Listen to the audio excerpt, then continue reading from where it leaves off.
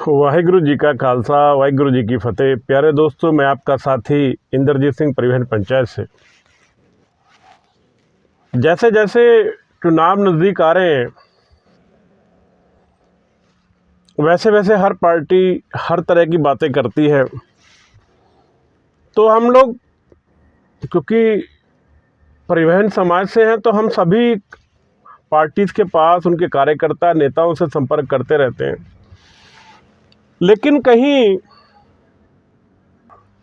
कोई संतोषजनक जवाब जो है हमें नहीं मिला। कल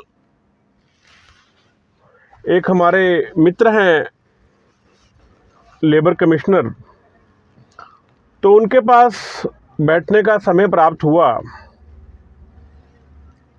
तो कुछ बातें मैंने अपने चालक समाज की उनके साथ की।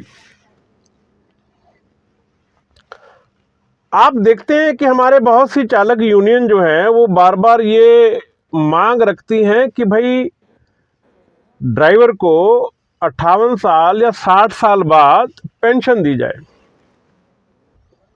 आपने भी सुना होगा, मैंने भी सुना है, पढ़ा है, देखा है। बहुत सी संस्थाएं हैं जो ये लगातार मांगे रखती रहती हैं। तो जो बातें मैंने कल उनसे की, जो लेबर आयुक्त कमिश्नर थे, तो उन्होंने मुझे कुछ जानकारियां दी। तो मुझे लगा कि वो जानकारियां आपको बतानी चाहिए।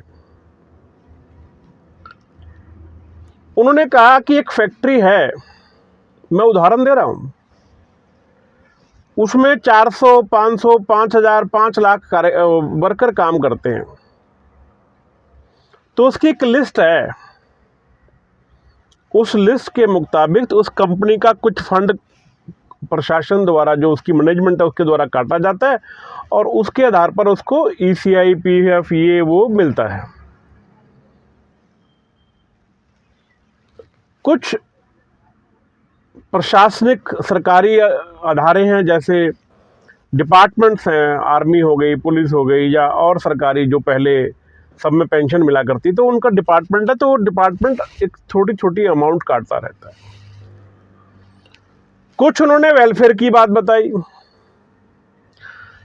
उन्होंने कहा कि आप ये बताएं कि जब आपके पास में गली मोहल्ले में आप देखते हैं कि किसी की विधवा की पेंशन लगवानी होती है, तो आपको कहाँ जाना पड़ता है? पार्षद, विधायक और सांसद के पास। इसी प्रकार वृद्धा पेंशन जो होती है, जो कि सीनियर सिटीजन की मिलती है, उसके लिए भी आपको कहाँ जाना पड़ता है?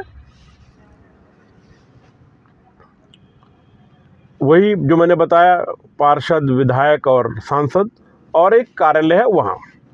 इसमें से कहीं आप एक जगह जा सकते हैं। वो बोले, इंद्रजीत जी, आप इतनी बातें करते हो, वीडियो भी बनाते हो और लोग भी हैं, तो आप मुझे बताएं, आप चालक की पेंशन पेंशन पेंशन चिल्लाते हो, किसको दे दें पेंशन हम? मैं कहा जी, ड्राइवर को दे दो। बोलो, कौन ड्राइवर? कैसा ड्राइवर? क्योंकि हमारी मित्रता है, तो मैं यार क्या बात कर रहा है? कह रहा है, मैंने अभी आपको उदाहरण दिया ना कि अगर आपको विधवा पेंशन लेनी है तो आपको विधायक के पास, सांसद के पास, पार्षद के पास या SDM कार्यालय में लिखवाना पड़ता है। मैं कहा हाँ। बोला, इसी प्रकार आपको सीनियर सिटीजन की पेंशन लेनी है तो आपको कहाँ लिखवाना? मैं कहा जी, यहीं SDM ऑफिस में, या विधायक के पास, पार्षद के पास, सांसद के पास। बोला, लिखवाना पड़ा तभी मिली? मैं कहा जी, मिलती। बोला, चालू तो हुई ना? मैं कहा जी हाँ हुई। बोला, आप कौन हो? तो मैंने कहा श्रीमान जी, आप मुझे स्पष्ट शब्दों में बताएं कि कहना क्या चाहते हैं। ऐसे तो हमारी बातचीत में सारी बात निकल जाएगी और हम कुछ कर नहीं पाएंगे। वो बोले कि मेरा ये कहना है कि आप चालक हैं। अभी पीछे कोरोना काल के अंदर अरविंद केजरीवाल, मुख्यमंत्री दिल्ली, ने कुछ लोगों को 5-5 हजार रुपये दिए। बहुत से लोगों को पहुंच गए, बहुत से लोगों को नहीं पहुंचे, क्योंकि जो वहां लिस्ट उनको सामने नजर आई उन्होंने उठाकर डाल दी। वो लिस्ट में बहुत से ऐसे भी थे जो ऑटो डीलर हैं, जिन्होंने कभी गाड़ी चलाई नहीं लेकिन लाइसेंस बैच बना रखा है। बहुत से सरकारी कर्मचारी भी हैं जो सरकारी गाड़ियां चला रहे हैं। बहुत से ऐसे लोग भी हैं जो क्लर्क हैं या कभी गाड़ी चलाते नहीं है लेकिन उनको भी 5-5 हज़ार पहुंच गया। बोले आप लोगों के सर्वे के अनुसार जब हमने सर्वे कराया तो उसमें बहुत से लोग ऐसे मिले, मतलब अगर 5,000 लोगों को दिया तो उसके अंदर 750 लोग जो थे वो लोग थे जो गाड़ी चलाने के आसपास भी नहीं थे लेकिन उनके पास लाइसेंस और बैच था, इसी आधार पर दे दिया गया। मैं थोड़ा टाइम चुप रहा। मैं कहा क्या कह रहे हैं सर, कैसे आप बातें कर रहे हैं। मैंने पूछा, मुझे पूरा जैसे अब अनाड़ी हूं तो भाई अनाड़ी होकर मैंने सवाल पूछा आप कहना क्या चाहते हैं, करना हमें क्या करना होगा। वो बोला आज अगर हैवी व्हीकल को छोड़ दें, हैवी लाइसेंस को छोड़ दें तो बाकी सारे लाइसेंस निजी प्राइवेट हो गए। तो ये पहचान करना, सुनिश्चित करना आसान नहीं होगा कि कौन चालक है और कौन चालक नहीं है। मैं कहा ये बात तो जी है। तो बोला इसके लिए आप एक काम कर सकते हैं। तो मैं कहा जी बताएं। तो उन्होंने कहा कि कोई भी नेता आपकी इस बात को कभी भी उठाएगा नहीं, कभी बताएगा नहीं। आप लोगों को क्या करना है, आप जैसे हमारी राजधानी परिवहन पंचायत का उन्होंने जिक्र किया क्योंकि परिचित है मेरे। बोला आप इसमें उनको पूरे भारत से रजिस्टर्ड कर लो, पंजीकृत कर लो। अब ये बात तय है कि जो पंजीकृत चालक होंगे उनकी एक लिस्ट होगी। तो उन्होंने कहा कि आप कोशिश करें कि अगर आपकी परिवहन पंचायत पूरे भारत में काम करती है तो आप पूरे भारत की लिस्ट बना लें, या आप अलग अलग राज्य से एक ऐसी यूनियन चुन लें जो कि ऐसे लोगों की लिस्ट बना लें जिसमें उनका डाटा हो कि वो बीपीएल परिवार से आते हैं। बात सुनिए गौर से, जो मैं कहने जा रहा हूं इस बात को ध्यान से रखिएगा कि वो बीपीएल परिवार से आते हैं, साधारण परिवार से आते हैं, कैसे परिवार से आते हैं। और उन्होंने क्या बोला, ये आज तक किसी के पास है ना कोई करना चाहता है। मैं अपने आप से आप सभी को निमंत्रण देता हूं कि आप आएँ। राजधानी परिवहन पंचायत का कार्यालय आपके लिए खुला है। 9 से 12 बजे तक आप कभी भी हमारे सब कार्यालय में आ सकते हैं। आपको करना क्या है, आपने अपना आधार कार्ड, अपना ड्राइविंग लाइसेंस, आप क्या करते हैं, गाड़ी चलाते हैं, गाड़ी आपकी अपनी है या आप किसी की चलाते हैं, आपका मकान अपना है, आपका मकान पक्का है, आपकी झुग्गी है, आपकी झुग्गी अपनी है, ये विवरण उन्होंने कहा आप कर लीजिए इकट्ठा। 3 साल का उन्होंने समय बताया मेरे मित्रों। जब ये कागज तैयार हो जाएंगे पूरे, देखिए मैं आपको पूरी बात बताने जा रहा हूं जो कल आज तक किसी ने नहीं इस बारे में प्रयास किया। कल जो हमने प्रयास किया पूरी बात बताने जा रहा हूं। राजधानी परिवहन पंचायत हमेशा चालक के साथ है, परिवहन क्षेत्र के जितने उनके साथ है।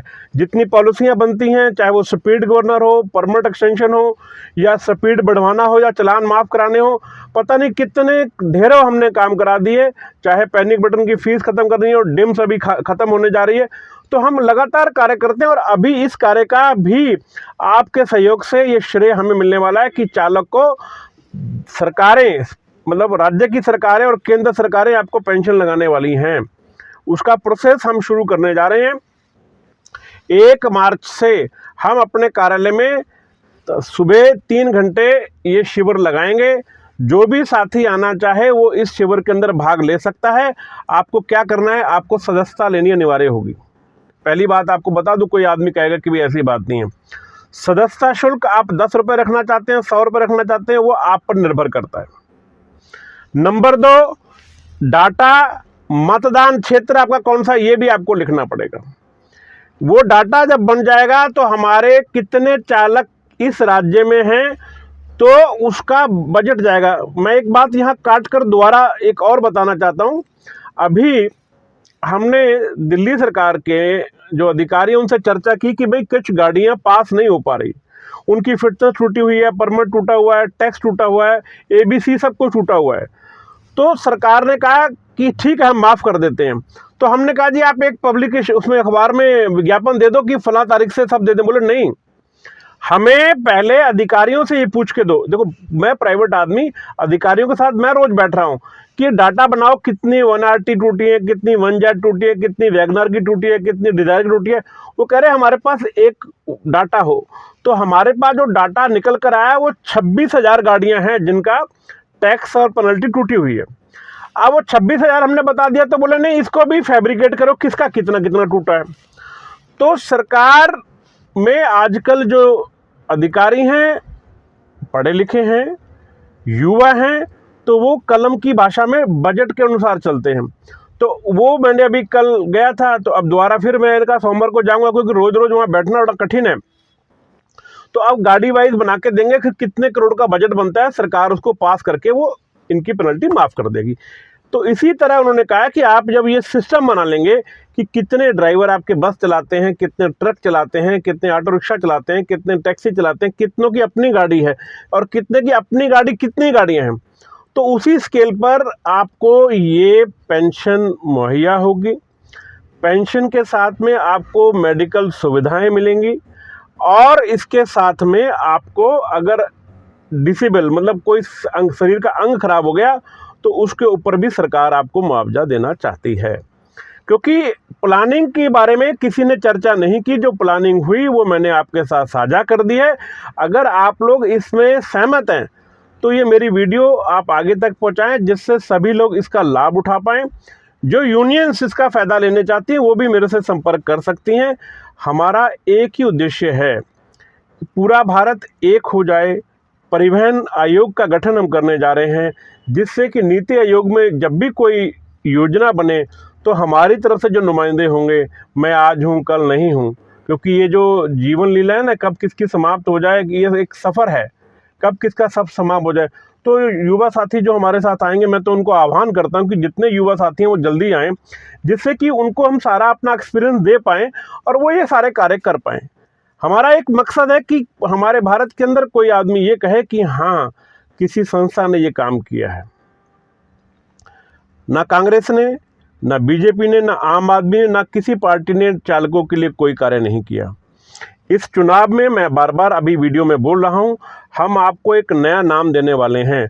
वो नया नाम कोई इलेक्शन जीतने नहीं जा रहा, वो नया नाम ये बताने के लिए कि हम परिवहन जगत से जुड़े हुए लोग हैं और हम नोटा नहीं, हम अपने इस कैंडिडेट को वोट दे रहे हैं ये दिखाने के लिए कि हम आपकी सरकार से खुश नहीं हैं, हम आपके विपक्ष से खुश। देखो, दोनों की बात कर रहा हूँ, ना सरकार ना विपक्ष। हमारा मकसद है कि हमारा जो हक है वो हमें मिलना चाहिए। हमारे साथी कभी डीटीओ, आरटीओ या एजेंसियों द्वारा या होटलियर द्वारा या पता नहीं कितने तरह से शोषण उनका होता है, पर कोई सुनने वाला नहीं है। तो दोस्तों, आज का जो चैप्टर है पेंशन का, ये मैंने आपको बताया। अगर आप चाहते हैं पेंशन लेना तो आपको राजधानी परिवहन पंचायत के सदस्य बनना पड़ेगा, क्योंकि राजधानी परिवहन पंचायत का जो सदस्य का गिनती है वो बाकी सभी संस्थाओं से बड़ी है।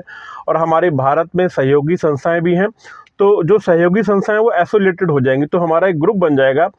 तो ये सारा कुछ जब हम डाटा सरकार को देंगे तो उस राज्य से और केंद्र से हम आपको यह पेंशन लागू करवा सकते हैं। लेकिन एक बात ध्यान रखिए, 900 दिन का टारगेट है ये, 1 मार्च से ये शुरू होने वाला है। गिनती आप जितनी हमें दोगे उसी हिसाब से हम ये सारा कुछ कर पाएंगे, अन्यथा भाई जैसा चल रहा था वैसा चलता रहेगा। जिन लोगों ने अभी तक voice of transport YouTube channel subscribe नहीं किया वो सब्सक्राइब जरूर कराएं। बेल आइकॉन का जो बटन है, जिसे घंटा कहते हैं, दबाएं, जिससे आपको सारे नोटिफिकेशन मिलते चले जाएं। हाथ से हाथ मिलाते चले जाओ मेरे मित्रों, आप महसूस करेंगे कि जो आज तक नहीं हुआ वो अब होने वाला है। वाहिगुरु जी का खालसा, वाहिगुरु जी की फतेह। आपस में प्रेम बना के रखें, कोई भी ड्राइवर किसी ड्राइवर की निंदा ना करें, अपनी सेहत का बहुत बहुत ख्याल रखें। धन्यवाद।